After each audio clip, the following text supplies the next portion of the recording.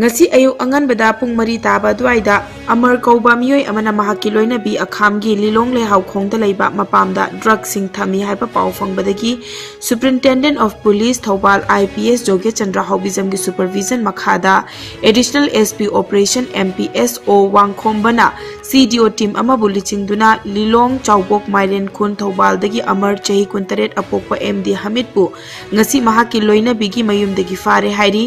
amar gi loinabi akhamgi mayumgi potchai thampham kadagi codeine phosphate bottle chom homfu span PRX tablet chatre tara amadi N10 nitrazepam tablet lising amaga chama marfutara marthoi phagatli hairi faraba miyoi amadi potlam athau taba action lokhanabagi damak lilong police station da khusinakre hairi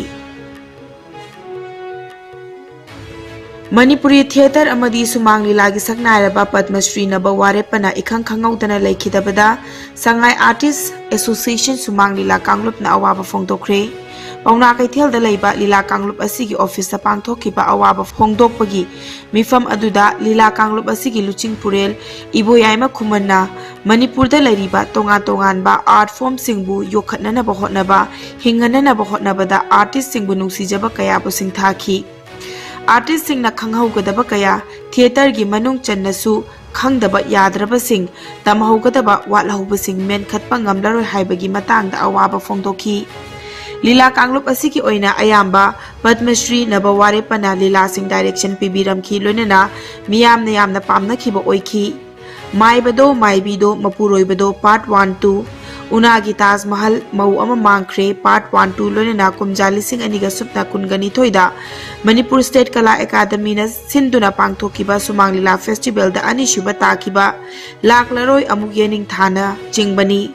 February thada pangthokadoriba sumang lila festival da su Padmashri nabaware pana direction pibigadabani haina assistant director iboyai makhumana nungaitaba phongdoki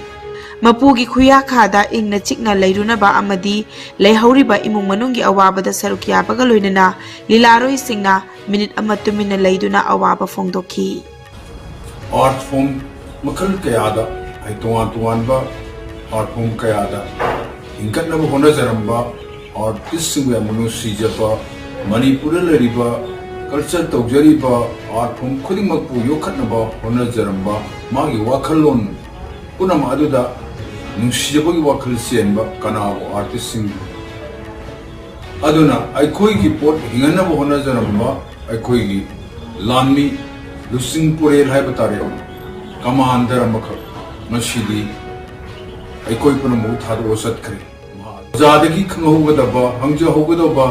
takpironggadaba mayam ama wali ai khoi hangjage khanba mayum phumda kuramjage khanjaba mayam ama ainamba taamba loiramdana ikoi khudung thado sakhiba